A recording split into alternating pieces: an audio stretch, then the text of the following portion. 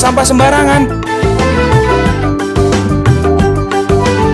Udah tahu sampah biang masalah, buang sampah pada tempatnya lah. Iya ya, kalau bukan kita, siapa lagi? Ayo kita buat Jakarta jadi bersih.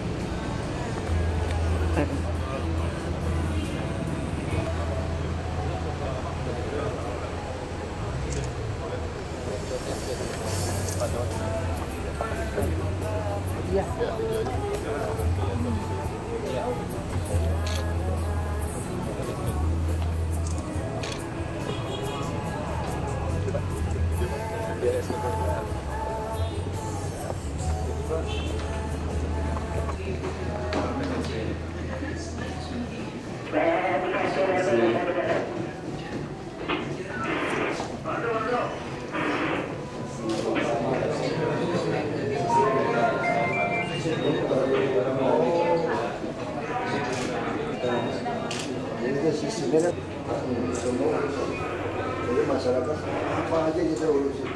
Jadi kita seperti kantor biro jasa. Jadi kayak bayangkan masyarakat ini semua kantor biro camat seperti kantor biro jasa. Jadi pusingnya sama SKPD baru kita bikin berantem nih. Ya sekarang dia ini harus dibacakan kayak kronologi. Kantornya di mana? Kantornya di Bangkal baru. Masuk. Ini belum muncul. Dan esnya. Nanti geser sama. Nanti mau ambil. Lu jadi mobil kayak.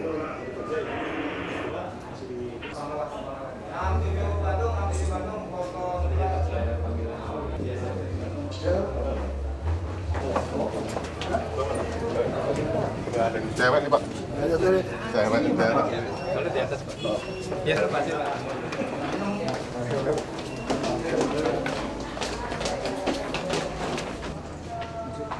Kalau masih di tangan situ masukin ke dompetnya ke atas itu. Ya Pak.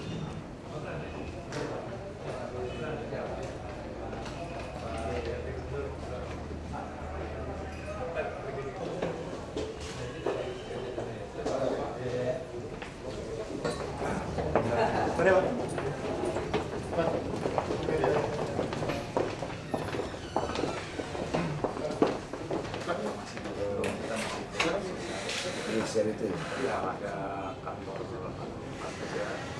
Apa? Cuma saat ini digunakan untuk kantor Koramil, dua untuk rumah dinas camat, tiga untuk PDAM, yang keempat untuk KUA. Yang empat itu rencananya akan dijadikan kantor kecamatan. Apa David? Yang Koramil. Koramil ya. Itu Pak. Koramil nanti rencananya kita relokasi. Luas lahan Yang sana Pak? 3.152. ya tinggal tunggu proses aja. Izin.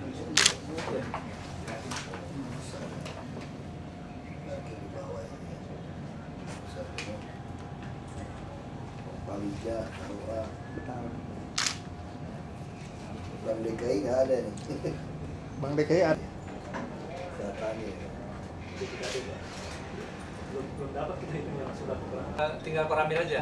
Tinggal yang Koramil aja. Tinggal ditempatkan Koramil Pak. Paling lain sudah. Koramil. Kan itu kita harus buat KRK-nya kan. Kami sih sudah siap Pak. Sudah siap Masalah sih. Ini yang kecamatan Jadul Pak. Cuma tinggal ini aja Pak satu. Sudah dibangun. 9 satu. Dulu. Zamannya canggih orang. Zamannya ikut PLD. Ikut gerak jauh. Pusing semua urusan. Nanti datang aja kantor camat sama kantor lurah. Biar yang di depan itu yang pusing, jangan warga yang pusing. Ya. Segala urusan. Yang paling bikin pusing kan sekarang di P2 ini sama dinas tata ruang. Terutama tata ruang tuh. Udah tanda tangan dari meja saya itu masih bisa setahun tuh Pak. Pusing puter-puter nggak ngaruan. Block plan masih bisa dikerjain segala macam. Nah ini yang kita pengen. Nanti PTSP yang melaporkan kronologi rumitnya tata ruang, membantu mereka menyelesaikan satu tugas. Nah saya semua mabok. Perusahaan besar aja mabok. Jadi kalau di Jakarta ini perusahaan-perusahaan besar gitu, itu taruh orang ikutin surat sampai kemana. Jadi kembali lagi kayak zaman PT Timah dulu. Saya dulu belajar kerja pertama kali itu ketika PT Timah restrukturisasi.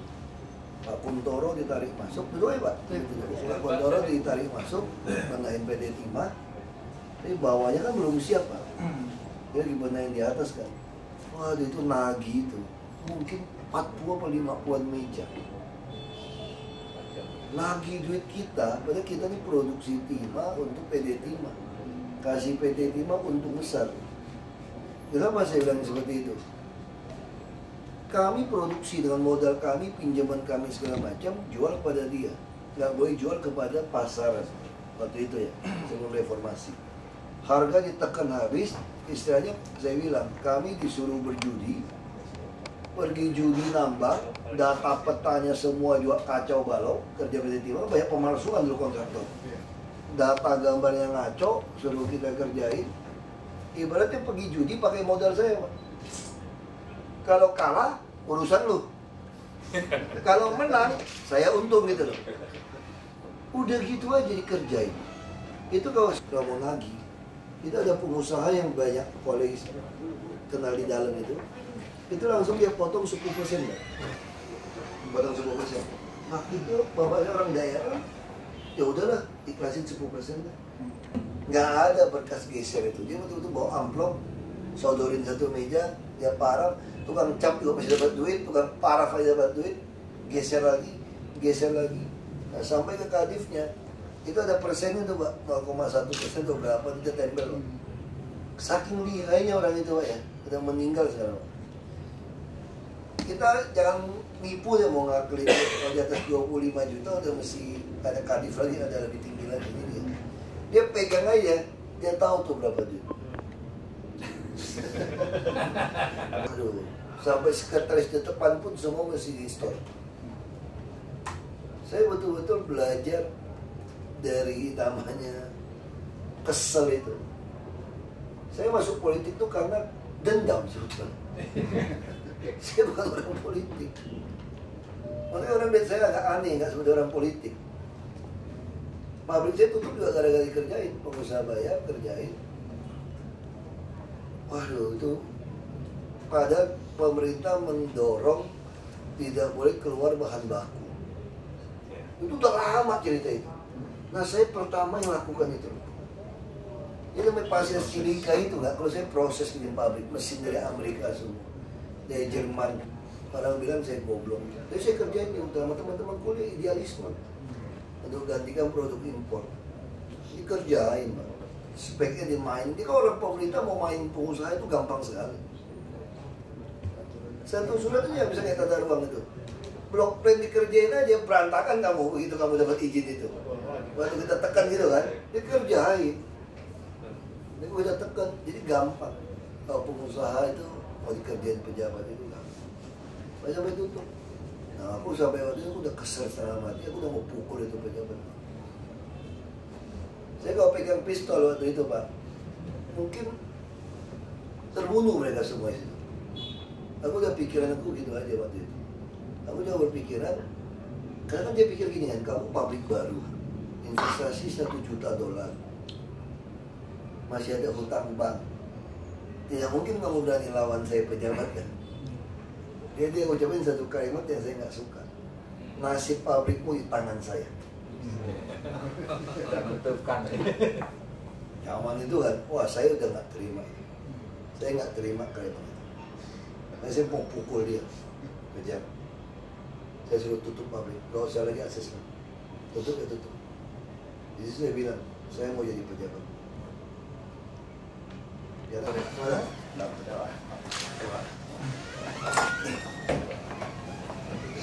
Dan sial dia waktu itu, ini memang orang itu memang lucu kadang-kadang.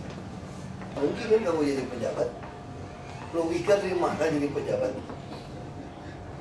Sama kayak bupati, kalau di reformasi kan. Jadi saya ngurus surat izin, kalau izin semua itu mesti nyetornya itu apa? Semua itu begitu, urusin. Kesel saya kan, pengusaha kan juga, sesama pengusaha juga brengsek kan. Kalau store lebih besar, si pejabat terima suap kan memihak nih ke yang menyetor lebih besar. Kerjain. Aku udah kesal ngomong gitu aja, gini aja deh Pak, saya nggak mungkin debat sama Pak Bupati, saya mau jadi bupati. Saya bisa lawan kamu. Ya waktu itu orang ketawa aja udah semua. Dia pikir saya sinting gendeng gitu. Tapi betul-betul saya jadi bupati, pengusaha yang itu saya tahu semua.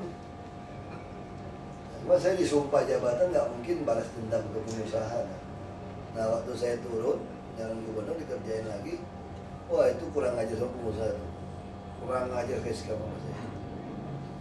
Dia pikir saya nggak mungkin balik kan, nggak balik. Sekarang total adik saya jadi bupati. Jadi waktu naik adik saya ngomong gini sama saya. Dia bilang gini Pak, pikir-pikir kita ini goblok. Kenapa goblok? Itu pengusaha brengsek itu kita kasih izin. Waktu abang nggak jadi lagi dia kurang ajar sama abang. Bisa kita sikat aja. Kita balas semua. Kita nggak nyolong duit kok. Kita nggak minta duit, nggak nyolong duit, kerja buat rakyat. Kita sikat aja kan, ya nggak punya duit. Kalau itu beda kita sama mereka. Kita disumpah, sialannya itu. Kalau nggak ada sumpah, aku matiin semua kalau. Kau kerjain. Itu yang masalahnya. Ini memang brengsek. Gitu. Tata ruang kita ini brengsek luar biasa. Super brengsek udah Pak, tata ruang itu. Saya udah punya data semua, saya kirim orang. Kirim, proses. Saya udah lengkap kronologinya sekarang. Jadi dari mau dirapimkan pun mesti sogok. Jadi sampai meja saya tanda tangan itu pun ada duitnya semua gitu. Sampai turun lagi. Jadi pengusaha besar itu taruh staff di gedung balai kota loh. Untuk ikutin. Dan lucunya setiap disposisi kita kemana, pengusaha itu bisa dapetin semua. Bisa sampai ke sini, sampai ke sini, sampai ke sini. Ya, saya teman pengusaha banyak. Jadi saya lihat itu kayak gini. Sistemnya itu udah. Saya benci setengah mati. Teror orang itu udah kayak. Jadi dulu bapak saya, om saya kejadian dulu, saya selalu menghayal pengen beli granat. Saya masih sekolah. Saya selalu bermimpi punya granat. Tunggu mereka lagi kumpul upacara, aku lemparin aja. Itu ditembak posisi apapun saya ikhlas, saya udah gak apa-apa. Tapi minimal saya teror dia dong seumur hidup. Berarti orang pajak lain seluruh Indonesia takut ada orang gendeng kayak saya keluar. Sama kayak pejabat itu kan, dia takut setengah mati. Dia bilang sama orang, saya betul-betul kayak mau mati lah. Saya nggak pernah kepikir ada pengusaha segila itu, $1 juta dia rela tutup. Dia bilang itu aja. Nah, terus saya ada partner sama teman saya kan, orang Jawa Timur, bekas kan, dan ke kolonel ya, atas. Jadi saya teman saya bilang, itu lucu juga orang tua, udah meninggal juga seumur bapak saya. Panggil kan ke Pertamina nih, migas semua dipanggil. Migas itu memang setan itu mainnya itu, wajar ketangkap suap menyuap itu. Kan dari dulu, gila itu tuh mainnya. Dia bilang, Pak Suki, kamu jangan ikut om saja yang ke sana. Kamu emosional. Repot nanti kita katanya. Ya, om yang pergi, om pergi nggak pergi. Ya saya nggak pergi kan. Rupanya sampai sana, ini lebih gendeng dari saya. Jadi si pejabat kan merasa di kantor, wah maki-maki dong. Pejabat itu kan bawa tenteng tas itu loh, tas coklat itu. sekecil itu. Itu bukan. Dia cabut pistol, dia tak tahan. Jangan aja. Masih bagus kamu ketemu Basuki ya, masih bisa teriak-teriak di sini ya. Kalau ketemu saya, sudah saya dor kamu, gak sempat teriak lagi. Tambah runyam tuh, tutup tuh pabrik tuh. Tutup. Sampai hari ini pabrik saya tuh tutup. Itu sejarahnya saya masuk ke politik. Makanya orang politik kalau lihat saya itu kayak orang saraf sebetulnya. Saya kerja kayak orang gila, kenapa? Karena saya seneng. Dulu waktu saya sebagai pengusaha bisa untung 150.000 US$ saja sebulan, nggak mampu saya nolong orang miskin itu. Nah di sini saya semangat, jadi bisa nolong. Saya jadi bupati 5 bulan, Pak. Semua namanya orang sakit, saya nggak mau survei BPS, asal mau masuk kelas 3 dan puskesmas saya tanggung. Nah kenapa teori seperti itu? Karena orang kaya nggak mau masuk di kelas 3, 10 ranjang. Kalau kita survei kaya miskin menggunakan BPS, mati aja 2.500 kalori. Hanya 437 sekarang, 347.000. Nggak masuk akal. Pakai dolar, kita juga nggak tahu. Kita nggak tahu kesulitan rumah orang masing-masing. Punya motor 5, kredit semua. Baru punya warung, punya duit sedikit, kenapa sih nggak boleh nolong dia? Sama kayak kasih modal kerja buat dia. Makanya saya buat peraturan itu, melawan konsep askeskill-nya pemerintah pusat. Tahun 2006 saya pertama jalani. Saya nggak peduli Anda siapa, mau punya mobil mewah nggak apa-apa, asal mau masuk kelas 3, saya tanggung. Berobat mesti ada puskesmas, saya tanggung. Orang kaya nggak mau puskesmas, Pak, dia ke praktek dokter. Sekampung kamu ya praktek dokter, ke klinik swasta. Nah itu kita buat standar. Anggota polisi juga sama. Kasihan polisi di daerah kalau mesti datang ke rumah sakit Polri Kramat Jati sini. Kramat Jati kan? Nggak mungkin. Tiketnya gimana? Tapi dia nggak ditanggung juga. Dianggap TNI Polri udah urusan sendiri. Padahal asuran nggak ada. Nah itu ya setengah mati pada kecil. Nah itu udah nggak motor. Masih ada masuk. Itu saya yang pertama, makanya KJS kita kan begitu teorinya itu. Untuk buat seperti itu. Makanya Jakarta kan harusnya jadi tempat hebat. Duit banyak, semua juga. Makanya pride kita rubah, sistem gaji kita perbaiki, dapat semua. Malah saya mau penggabungan kantor sebenarnya. Tapi lu terlalu banyak kantor perumahan, ada jalan BTSP. Coba aja bank, ada nggak bank yang cabangnya di DKI sampai 500-an? Nggak ada. Pengen kita bicara ATM, ATM aja banyak bank nggak punya 500-an ATM satu DKI. Betul kan logikanya kan? Nah kenapa kantor kita mesti sekian banyak? Makanya biaya jadi tinggi. Manila, kota Manila hanya 17.000 pegawai. Kita 72.000, Pak. Ditambah honorer macam-macam hampir 100.000. Lipat. Ngeri kita. Yang duit kita nggak habis. Yang paling sakit kepala guru. Kita harap gurunya pintar, digaji gede, ya Bang Yos. 7 triliun bayar gaji guru. Masih datangnya guru les deh lu. Padahal guru itu gaji gede, kerjanya nggak full lagi. Ya. PNS yang kerja setengah mati, makanya sekarang masih balik PTSP harus gede. Unit PTSP di Panas. Jadi urusan apapun kita nggak mau tahu. Jadi kami ini di kantor calo sebenarnya. Ngomong bagusnya kantor biro jasa. Ya mau urusan apapun kami yang urusin. Ya kalau bukan kantor biro jasa kan, melayani segala bentuk hal, kira-kira gitu kan. Jadi kalau orang datang semua bilang bisa, walaupun belum bisa cari dulu. Harusnya ya dulu. Singapura jadi semua ada pemerintah dan kita lebih hebat dari Singapura karena Singapura nggak ada buka toko gitu banyak. Kita di camat, di lurah. Nah RT RW itu nggak boleh tunjuk secara masyarakat kan. Jadi saya memperbaiki pergubnya supaya lurah, camat bisa pecat. Begitu dia tidak sesuai, panggil rapat nggak mau, ini nggak mau, pecat lah. Terus nggak boleh lagi RW seumur hidup, RT seumur hidup. Mungkin kita akan bikin 3 kali saja, 3 tahun, maksimal 3 tahun. Tiap tahun kita beli maksimal 3 tahun selesai. Berturut-turut atau tidak selesai aja, nggak mau tahu. Jadi yang berpikiran kalau nggak ada dia ini satu RW-nya rusak, satu RT rusak. Banyak orang. Betul Pak RT. Dulu yang Pergub 40717 itu ada pasal untuk kepentingan wilayah. Jadi RT RW bisa diberhentikan sebelum masa baktinya habis. Dulu 417 begitu Pak RT. Nah, sekarang diganti 436. Pasal itu hilang. Sengaja dihilangin. Jadi lurah camat itu nggak bisa Pak sekarang ini. Dia hanya Kasian, administratif aja. Makanya dicuekin. Dia jual lapak. Nggak perlu laporan LHKPN lagi. Parkir liar. Dia dapat gelar RW, kayak kaki lima, dia jadi mafia baru. Nggak bisa. Kalau pasal itu dihidupkan lagi, Mesti supaya itu. Lurah RW, kalau terus dia mesti lapor kita kondisi wilayah yang safetypin.com itu.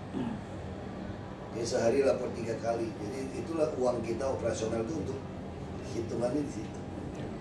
Ini nggak usah ngarang-ngarang uang, bisa masuk penjara semua mereka. Sebenarnya RT bisa kita jerat masuk penjara semua loh kalau terima uang itu dengan pertanggungjawabannya. Kalau yang nggak tanggung jawab itu masalah Pak. Dia nggak boleh pegang nama uang itu.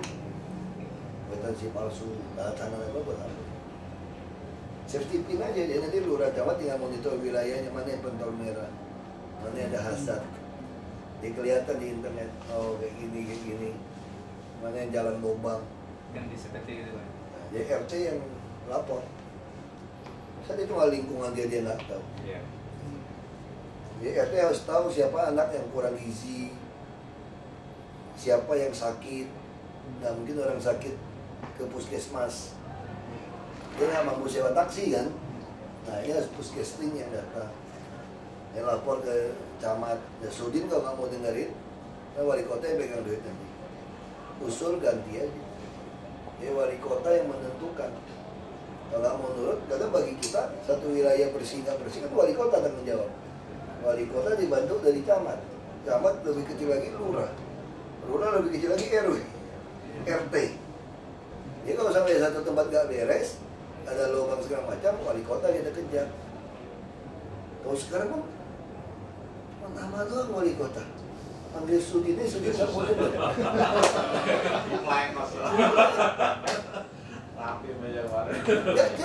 Nggak jelas wali kota ini wewenangnya di mana.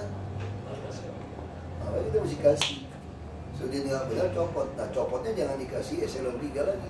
Staffing Pak. Staff aja. Nggak usah kasih jabatan Pak, staff aja Pak. Undang-undang ASN mengizinkan itu. Nah staff aja dikasih gaji aja, gaji buta. Dia datang kantornya masih absen kan. Ngapain? Mau ngerokok terus dia kan. Lebih baik gaji dia TKD dicabut, gak ada staff kan. Lebih baik gaji buta dia daripada dia kasih jabatan nyusahin kita. Konsepnya itu aja. Udah gak apa-apa, gak pecah-pecah gaji aja sampai pensiun. Dia gak ada jabatan. Jadi kalau kamu gak masuk, aku kasih peringatan 1, 2, 3, gue pecat.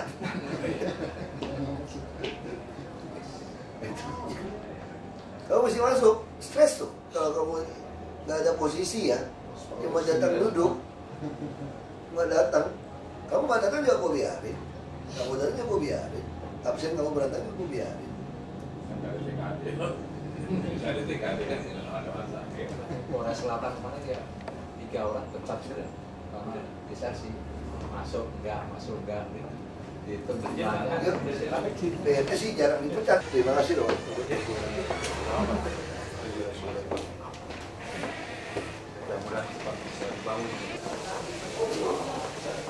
Ucapkan kepada Bapak Gubernur DKI Jakarta, Bapak Basuki Cahayapurnama, dan juga pada kami sediakan.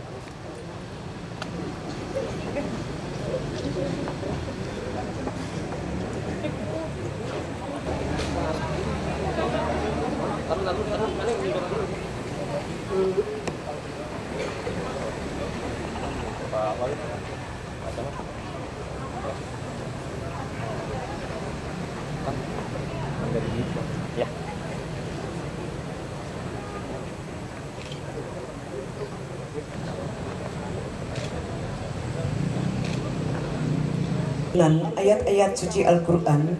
Semoga Allah menurunkan rahmatnya untuk kita semua. Amin, amin, ya Rabbal Alamin. Kami silahkan.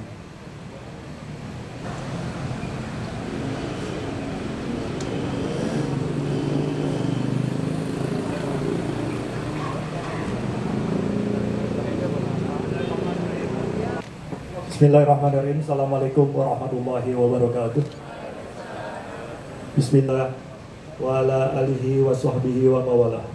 Pertama-tama kami panjatkan puji syukur kehadirat Tuhan yang Maha Kuasa atas perkenannya pada sore hari ini. Alhamdulillah kita dapat hadir di tempat ini dalam rangka silaturahmi Bapak PLT Gubernur Provinsi DKI Jakarta ke wilayah Jakarta Selatan, khususnya di Kecamatan Kebayoran Baru.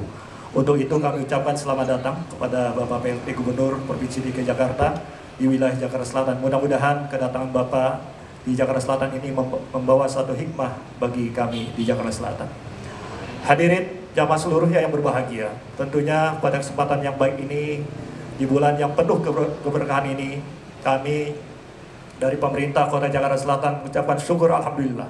Pertama, kita dapat hadir di acara silaturahmi ini.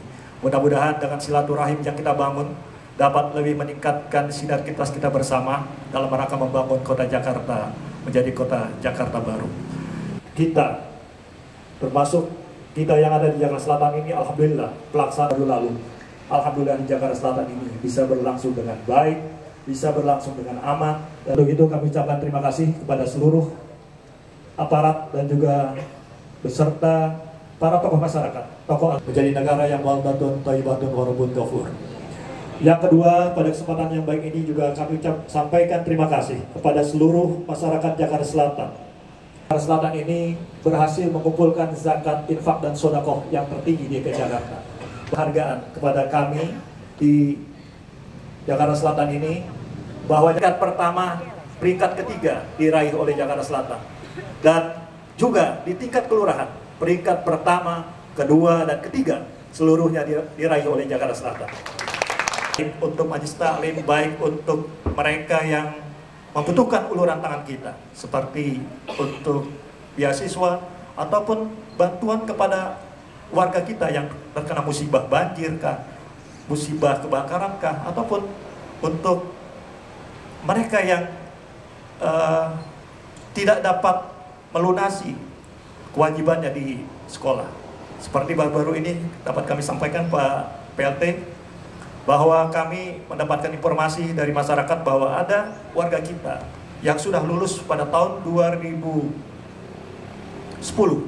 namun ijazahnya masih dipegang di sekolah yang bersangkutan. Untuk itu kami langsung respon, kami tugaskan pada Kepala Basis Jakarta Selatan untuk datang ke sekolah dan mengambil ijazahnya, dibayarkan, langsung kami antarkan ke rumah yang bersangkutan. Ini adalah juga dananya kita ambilkan dari dana basis yang kita himpun dari seluruh masyarakat Jakarta Selatan. Jadi inilah begitu besar manfaat yang dapat kita petik dari apa yang kita lakukan dengan himpunan dana yang besar ini, yang dapat kita gunakan untuk kemaslahatan umat yang ada di wilayah Jakarta Selatan. Sekali lagi kami ucapkan terima kasih, mudah-mudahan kerjasama yang baik ini, sinergitas kita yang kita bangun ini terus dapat berkembang, terus dapat kita tingkatkan, dan insya Allah dengan doa kita bersama, zakat, infak, dan sedekah kita untuk tahun 2014 yang akan datang mudah-mudahan dapat kita himpun dalam jumlah yang lebih besar lagi.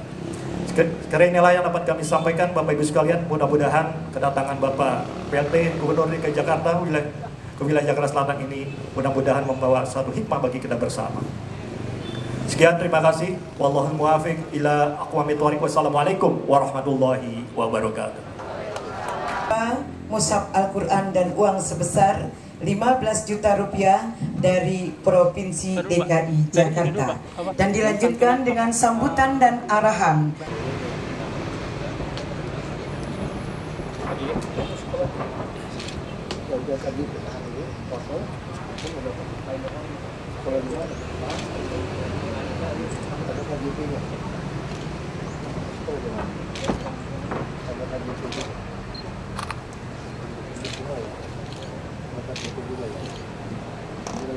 suaranya ya.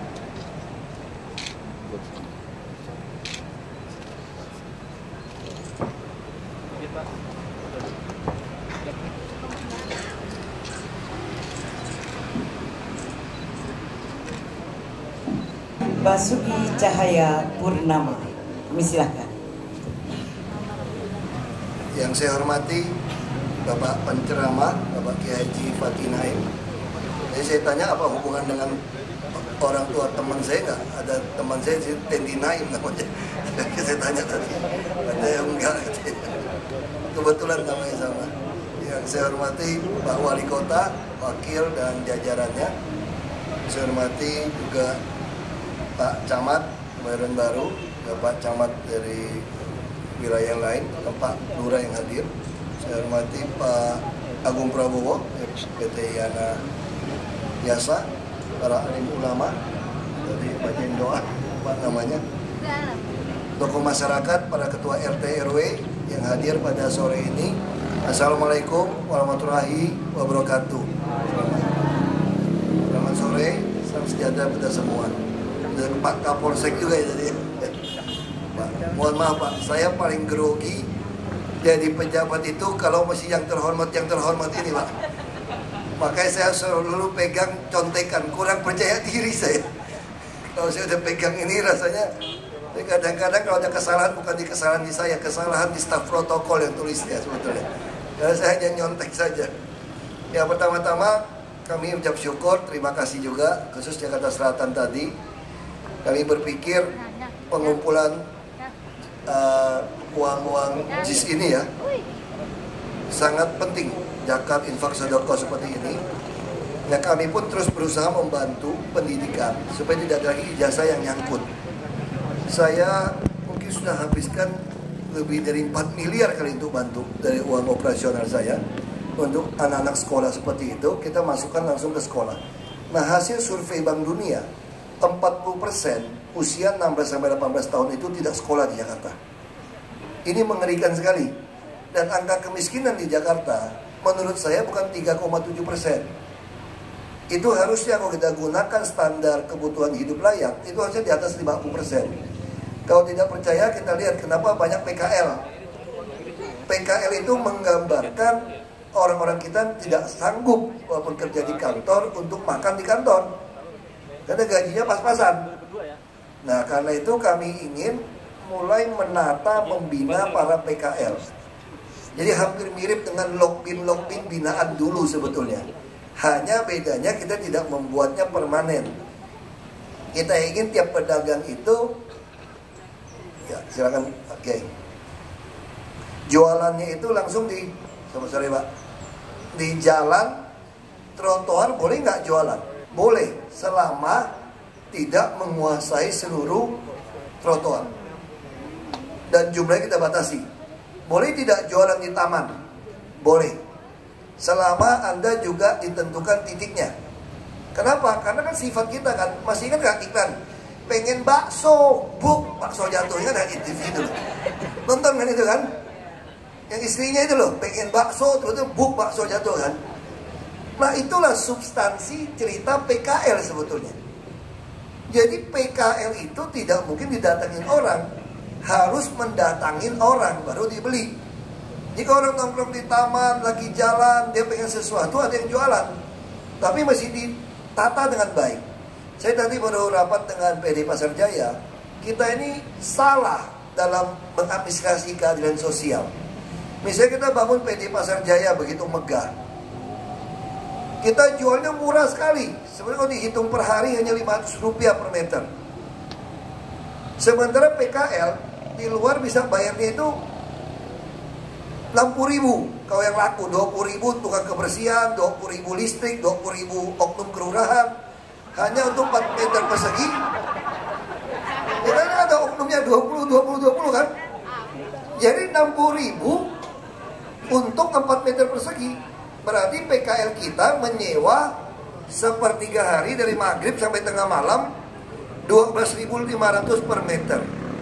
Padahal kalau dikalikan 1 bulan 375.000, di mall yang paling mewah pun kalau cuma jualan di pinggiran mall Itu paling 150.000 sewanya per meter per bulan. Nah, kenapa tidak mau sewa di mall? Mall mintanya 2 tahun di muka. Lalu kenapa tidak mau sewa di PD Pasar Jaya? Mintanya lebih gila lagi, 20 tahun di muka. Ya, rakyat kita tidak sanggup. Maka kita harus menyediakan tempat untuk orang yang ingin dagang. Tapi dibuat aturannya, kalau dia tambah maju, dia tidak boleh menjual lapaknya. Lapaknya harus diwariskan kepada anak menantu atau pasangannya kalau masih ekonominya belum membaik. Jadi kalau dia tidak mau lagi dagang di sana, maka tempat dagang ini dikasihkan kepada orang lain yang baru ingin berdagang. Sehingga Jakarta selalu ada tempat untuk pemula yang modalnya pas-pasan. Nah, ini yang mau kita bina, minta Rp4.000 per hari. Itu bukan soal Rp4.000-nya, saya pengen ada catatan di bank sebetulnya. Supaya ada catatan di bank, siapa dagang di mana, dia mesti urus kebersihannya. Sama seperti rumah susun. Kenapa Jakarta bangun begitu banyak rumah susun? Orang miskin tidak dapat. Karena dijual-jualin. Nah, manusiawi juga. Seorang bapak 67 tahun dikasih rumah susun. Ada yang mau over sewa 45 juta. Dia dijual. Lalu kita tanya, kenapa bapak jual? Loh, saya dari lahir sampai 67 tahun tinggal di pinggir sungai dan miskin, tidak ada uang. Sekarang dapat rumah susun, ada yang mau bayar saya 45 juta. Saya lebih baik ambil 45 juta, bangun rumah di pinggir sungai kan? Bisa menikah lagi kali ya, gak? Gak ada uang lagi dia. Itu masalah kita. Kemarin kita punya kampung deret. Saya udah ada laporan. Kampung deret itu yang kita bangun udah ada yang mulai jual ke orang kaya. Jadi orang yang ngaku miskin, terjolimin, kurang beruntung, dibangunkan rumah. Begitu rumahnya jadi, kampungnya bagus. Pak Wali, awasin petogokan Pak Wali. Pakai sertifikat di situ nggak mau diperjualbelikan. Itu udah pindah tangan. Nah, kita buat peraturan yang lebih ketat. Tahun ini mau bangun lagi 7.500 unit. Kalau dia jual, kita penjarakan saja. Karena ini uang rakyat juga. Jadi jelas. Saya tadi tanya sama Pak Mas Rohan, Kepala Dinas Sosial. Gimana penyandang masalah sosial, pengemis, gepeng, segala macam bertambah nggak di DKI? Turun, Pak. Kenapa berkurang? Karena saya bikin satu tambah kalimat di dalam perjanjian. Kalau kita ngantar pulang dia ke kampung, kalau dia kembali lagi, saya tulis dia menipu pemerintah Provinsi DKI.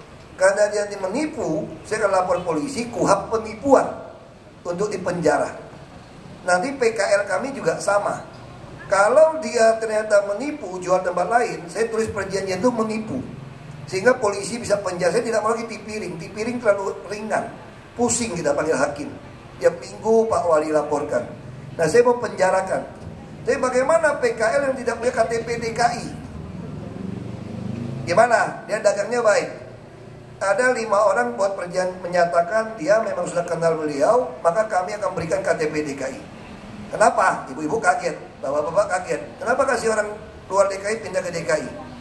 Kalau dagangannya baik, uangnya dapat banyak, kenapa tidak kasih KTP?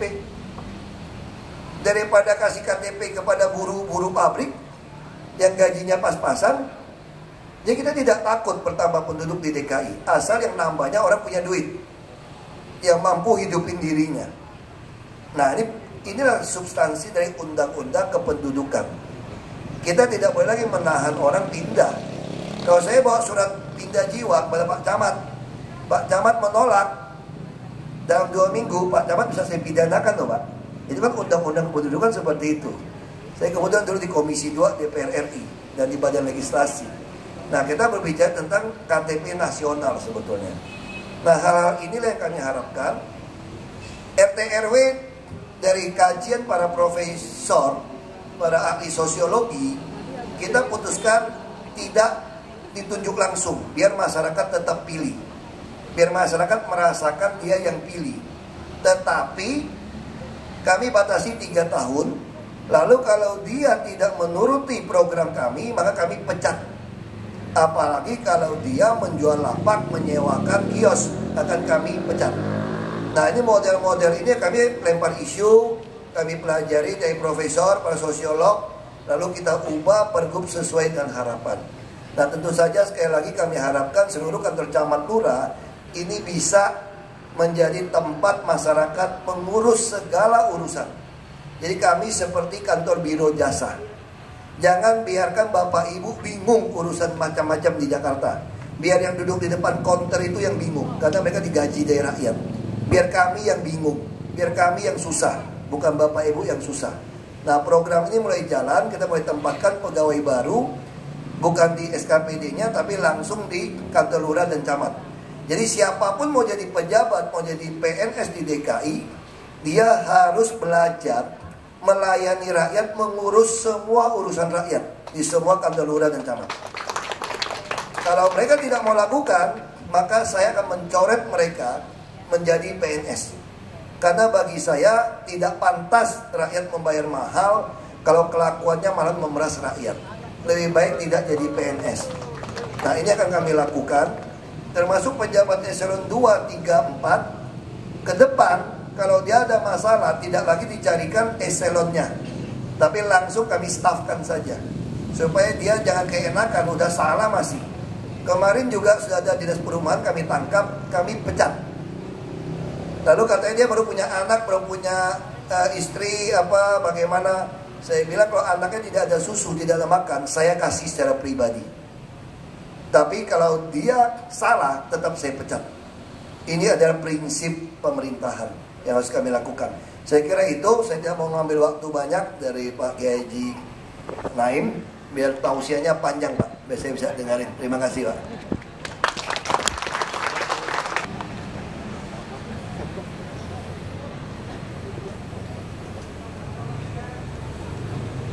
Terima kasih kami ucapkan kepada Bapak Basuki Cahaya Purnama.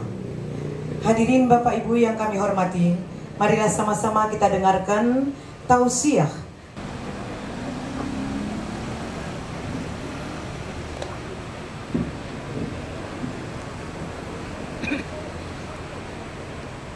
Assalamualaikum warahmatullahi wabarakatuh. Bismillah, walhamdulillah, wassalatu wassalamu ala rasulillah wa ala alihi wa ashabihi wa mawala. La hawla wa la quwwata illa billah. Salatan wa salaman daimaini mutalazimaini ila yaumil qiyamah, amma ba'du.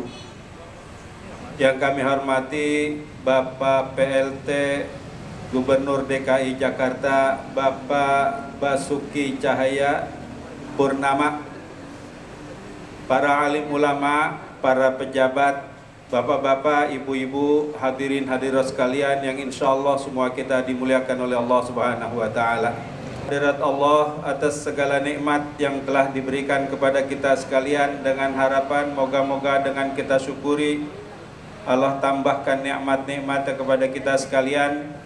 Dengan semua nikmat itu kita dapat tunaikan segala perintahnya dan tinggalkan segala larangannya, dan kita akan mendapatkan ridhonya sehingga kita selamat dunia dan akhirat. Amin ya rabbal alamin. Salawat dan salam tidak lupa kita kirimkan ke haribaan junjungan Nabi besar Muhammad sallallahu alaihi wasallam. Bapak, saudara, ibu, berapa hari yang lalu kami baru ceramah di tempat mantan Kapolri, Bapak Dai Bakhtiar. Kami bilang mohon izin, saya bilang saya barangkali ceramahnya nggak lama-lama, seperti sekarang mungkin juga nggak lama-lama Pak, karena saya lihat jamaahnya pada cemberut semua ini. Mudah-mudahan jangan cemberutin saya, mudah-mudahan ya, ini ekspresi karena memang sedang lapar barangkali. Sebab saya kalau ceramah dicemberutin kan gak enak, gak grogi seperti kata Pak LT tadi. Bapak, saudara, ibu, kalaulah tidak ada Ramadan, kayak apa dosa kita ini banyak. Dosa sama orang tua, sama anak, sama istri, yang istri sama suami. Bahkan mungkin ada di antara kita banyak berdosa dengan calon presiden kemarin. Yang ini ngumpet yang sana ngumpet yang sini kan berdosa itu. Nah, alhamdulillah dengan adanya Ramadan, dosa kita jadi tidak menumpuk. Jadi tidak menumpuk. Dalam sehari berapa kali kita berbuat dosa? Sebulan berapa kali? 12 bulan berapa kali dalam setahun? Seandainya tidak ada Ramadan, kita tidak ada kesempatan untuk minta maaf atau beristighfar. Oleh karena itu hikmah daripada bulan Ramadan, segala dosa kita terampuni mudah-mudahan sebagaimana disabdakan Nabi kita Muhammad SAW, man shoma ramadhana imanan wahtisaban ghufira lahu ma taqaddama min dzambih. Akan diampunin dosanya dengan puasa dengan sebaik-baiknya. Kedua, berkenaan dengan kesehatan. Kalaulah bukan ada Ramadan, kayak apa penyakit menumpuk di badan kita. Dengan adanya Ramadan, kita terpaksa berpuasa. Dengan berpuasa, alat pencernaan kita istirahat beberapa jam. Dengan demikian, karena berlangsung 1 bulan, maka akan timbul sel-sel baru sehingga kita akan lebih sehat. Disabdakan Nabi, sumu tasihu, puasalah kalian akan sehat. Tadi Bapak PLT menceritakan tentang ada orang menjual rusun-rusun itu segala macam, yang penjualan di trotoar, yang ada yang pulang ke kampung kemudian jangan sampai balik lagi, termasuk nanti mau dikenakan pasal penipuan. Saya kira kembalinya kepada kejujuran. Zaman sekarang kejujuran sudah langka. Maka siapa saja yang mau memimpin keselamatan dunia akhirat harus punya ada 4: siddiq, amanah, fatonah, dan tabligh. 4. Sekarang ini siddiq nggak tahu kemana, udah pada hilang. Amanah sudah saling curiga mencurigai. Ketiga, fatonah masih ditangkap KPK. Terakhir tabligh masih ngomong aja sekarang ini. Mudah-mudahan kejujuran, karena ini satu kisah, satu kejadian. Ada seorang raja mau memilih gubernur.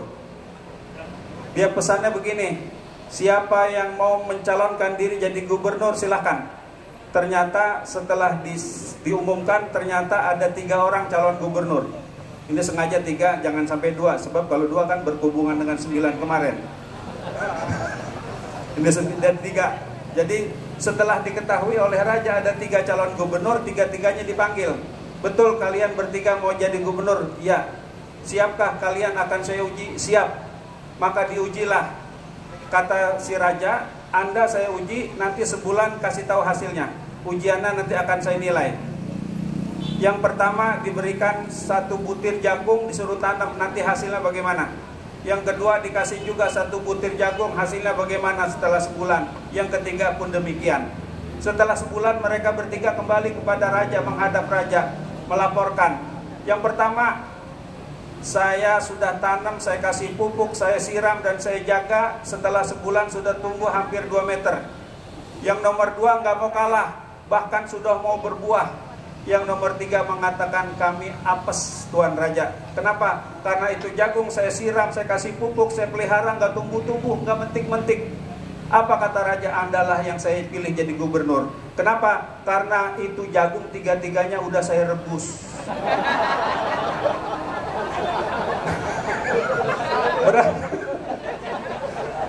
Ini nggak ada hubungan dengan pilpres kemarin, Pak.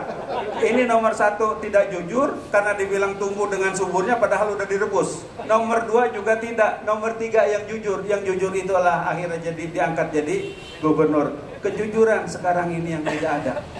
Mudah-mudahan dengan pengarahan dari Pak PLT, mudah-mudahan kejujuran akan terlaksana, akan berkembang merajalela, dan insya Allah apabila ada kejujuran, kita insya Allah menjadi negara yang makmur seperti yang diharapkan tadi. Amin. Bapak Ibu, Bapak PLT terutama, tadi kami katakan kalaulah tidak ada Ramadan, kayak apa kita penyakit menumpuk. Kalaulah tidak ada Ramadan, kayak apa kita banyak punya dosa. Namun bagaimana puasa yang mendatangkan seperti itu? Bagaimana puasa yang membawa manfaat? Puasa yang bermanfaat, yang berkualitas, menurut Imam Ghazali ada 3 macam. Bu, ada berapa Bu? 3. Ini ibu-ibu harus ditegur Pak. Ya, kalau enggak dia, ya, Sebelum saya sampaikan yang 3 macam Imam Ghazali ini, dulu Nabi pernah ditanya, ya Rasulullah, siapa sih yang harus saya pergauli dengan sebaik-baiknya? Kata Nabi, ummuka, ibumu. Setelah ibu siapa lagi ya Rasul? Ummuka, ibumu. Setelah itu siapa lagi? Ummuka, ibumu. Ibu. 3 kali baru keempat baru abuka, bapakmu. Ibu 3 kali, bapak sekali, berarti 1 bapak. Kan tadi ditanya siapa? Ibu. Siapa lagi? Ibu. Siapa lagi? Ibu. Keempat baru berarti 1 bapak. Protes sama ibu-ibu. Berarti kami juga habis ceramah zuhur di BPN, kami sampaikan hal seperti ini. Udahlah, bukan karena Ramadan, bukan karena berbuka, kita tidak berkumpul di sini seperti ini. Maka kita patut kita syukuri. Kata Nabi ada 3 manfaat silaturahim. Antara kita ingin panjang umur. Yang kedua murah rizki. Yang ketiga dijauhkan mati tragis. Apa? Mobil, sengat listrik, tabrak bajai, setruk. Termasuk orang awam. Yang kedua puasa khusus. Yang ketiga puasanya khusus, al-khusus, istimewa. Kalau nasi goreng karetnya 2, kalau martabak telurnya 4. Jadi yang pertama puasa awam. Apa kategorinya? Puasa awam kategorinya hanya cuma 3 dipenuhi. Nahan lapar, nahan haus, dan nahan birahi atau syahwat. Siapa saja berpuasa cuman bisa nahan 3 macam, berarti dia puasanya puasa awam. Yang kedua puasa khusus. Apa itu kategorinya? 3 tadi terpenuhi ditambah 6. Apa itu yang 6? Melihara lidah atau lisan, mengontrol pembicaraan, memelihara pendengaran, memelihara pandangan, memelihara perut, melihara kaki, dan melihara tangan. Ini yang kedua. 3 tambah 6 jadi 9. Yang terakhir yang istimewa ini adalah puasanya khusus para alim, para wali, para rasul, para nabi. Kenapa? Karena ini hanya bisa dilaksanakan oleh mereka. Bisa kita peluang ada tetap. Seperti peluangnya Argentina mau menang kemarin dengan Jerman, gak jadi. Sangat tipis, sangat kecil peluangnya. Kenapa? Karena yang tadi, yang nomor 3 ini, 3 pertama terpenuhi, 6 kedua terpenuhi, tambah 2. Apa itu yang 2? Bisa menahan pikiran dan hati.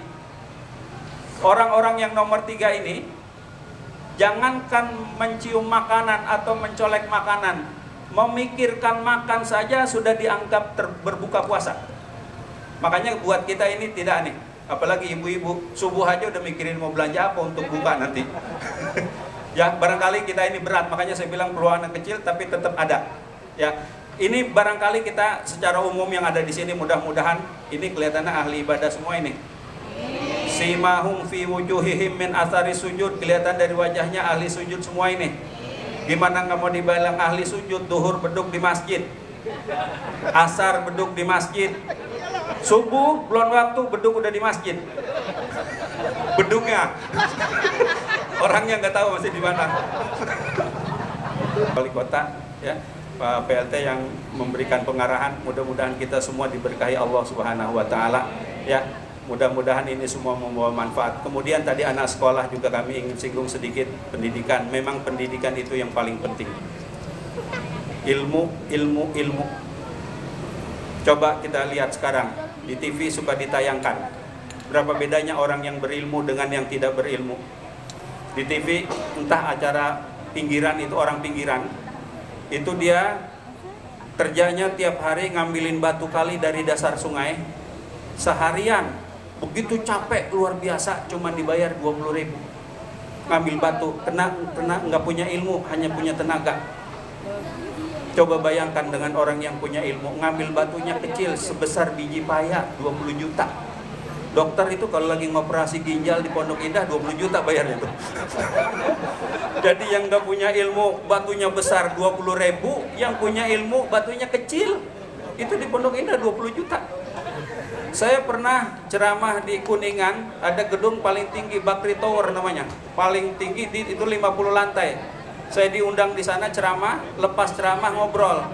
Waktu ngobrol saya tanya, ini bangunan siapa? Macam-macam lah saya tanya. Tapi kata mereka, ini yang punya belum pernah kemari katanya. Saya bilang gedung sebegini mewahnya, sebegini megahnya belum pernah datang. Belum pernah, karena dia punya banyak tempat lain. Loh ini yang ngatur ruangan siapa ini? Loh kita bikin kandang ayam aja kita yang ngatur di rumah. Dia bikin segitu tingginya, segitu mewahnya, tapi dia tidak pernah datang. Siapa? Itu katanya konsultan khusus yang kerjaannya cuma ngatur ruangan. 50 lantai, 2 jam dibayar 50 juta. Ngapain kerjanya? Nunjuk aja. Ruangan ruangan ini, 50 lantai tapi 2 jam 50 juta. Coba kita yang bukan konsultan datang sono nunjuk-nunjuk. Dijorogin. Ilmu. Ada seorang di daerah juga ini kejadiannya. Di TV suka ditayangkan. Ada orang di kampung tidak punya ilmu, kerjaannya karena dia kuat, gagah, masih muda, kerjaannya tukang pecah batu, Pak. Jadi batu kali gelondongan dipukul sama dia, nanti udah hancur baru dibawa ke material dijual. Rupanya satu kali waktu batu ini dipukul 100 kali nggak pecah-pecah. Nyerah dia. Datang aki-aki 75 tahun, 3 kali pukul pecah. Apa kata yang muda? Anda sepuh tua tapi hebat sakti. Saya 100 kali nggak pecah, Anda 3 kali pecah.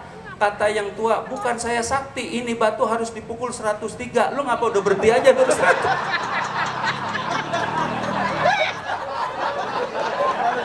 Kami mohon dibukakan pintu maaf yang seluas-luasnya, terutama kepada Bapak PLT Gubernur DKI Jakarta dan seluruh yang hadir atas kelancangan kami menyampaikan hal-hal yang tadi telah disampaikan. Mohon maaf lebih kurangnya. Wassalamualaikum warahmatullahi wabarakatuh. Ucapkan kepada Al-Mukarram Bapak Kiai Fatih Naim yang telah menyampaikan tausiahnya. Polanya kita masih ada 40% anak 16-18 tahun itu nggak sekolah. Dia nggak mampu masuk SMA. Kita kalau bantu dia 280.000, nggak cukup. Sekolah SMA sekarang minimal masih 600-800.000 sebulan. 800 tahun ini masih betul-betul kita kerjain ini. Ya. Kalau itu kita kerjain, Mbak. Sebagian pusat. Saya kira ya kalau semua kerja cepat, Pak ya. 3 tahun ini, kalau banjir pun nggak akan lebih dari sehari lagi, Pak. Karena kunci itu di utara, sama di saluran ini. Kalau utara nggak akan benar, kan lewat aja deh. Nah, kalau pasang paling 6 jam. Sekarang masalahnya kita jadi masih besarnya sungai, siapin rumah susun, orang-orang harus dipindahin, Pak. Sungai tinggal 7 meter, gimana mau lewat? Itu masalahnya. Ya. Terima kasih. Ya, Pak.